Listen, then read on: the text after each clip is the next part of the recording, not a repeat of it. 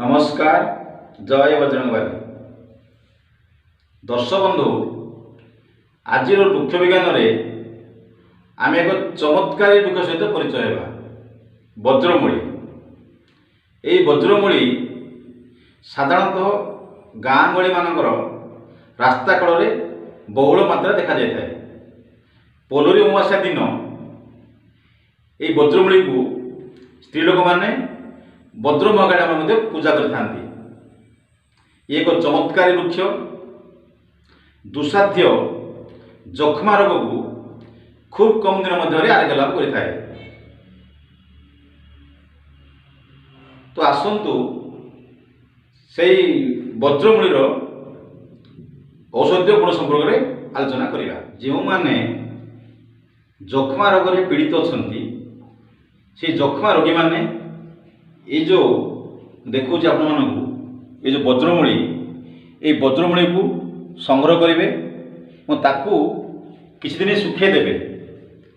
से वज्रमूली सुखी जापर ताकू संपूर्ण भाव में चूर्ण करदेवे और से चूर्ण को गोटे डब्बा दे रखिए।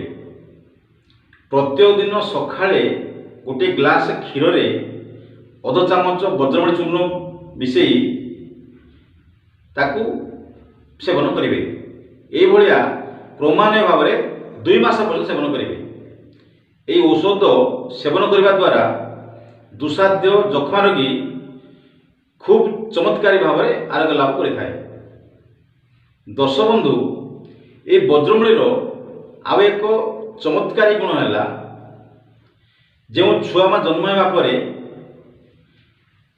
मार स्तनरू क्षीर खावाटा बंद कर दियंती बा क्षीर खाती ना। आयुर्वेद शास्त्र रे से माँ क्षीरटा दूषित होता है। तेणु से माने कौन करेंगे ये जो वज्रमूली को आनी ताको चूर्ण करेंगे और से चूर्ण को 8 तुला चूर्ण को 4 लिटर पानी ताको बॉइल करेंगे। जितेबाला से पानी सीझी सीझी 4 लिटर 1 लिटर रहिबो से पानी को छाणी ठंडा करेंगे और से ठंडा पानी को से मार स्तनरता को धोइबे।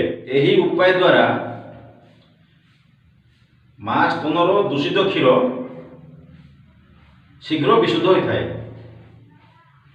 दर्शक बंधु, जदि भिडियोटी